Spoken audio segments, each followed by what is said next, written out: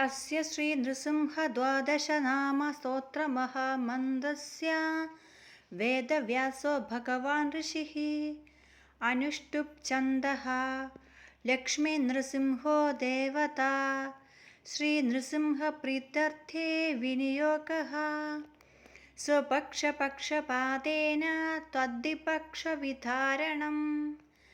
नृसिंहमद्भुतं वन्दे परमानन्दविग्रहम्।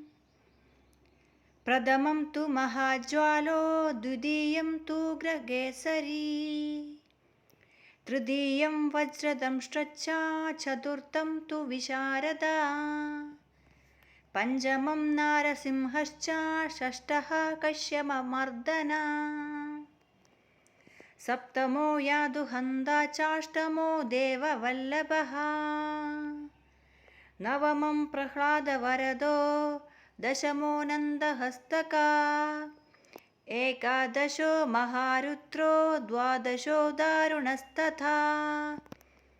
द्वादशैतानि नामानि नृसिंहस्य महात्मना। मन्त्रराजेति विख्यातं सर्वपापविनाशनम्।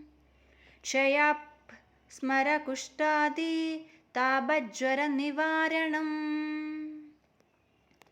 राजद्वारे महाघोरे, संग्रामे च जलान्तरे, गिरिगह्वार आरण्ये, व्याघ्रचोरायमदादिषु, रणे च मरणे चैव शर्मदं परमं शुभम्। शतमावर्तयेद्यस्तु मुच्यते व्याधिबन्धनात्, आवर्तयेत् सहस्रं तु लभते वाञ्छितं फलम्।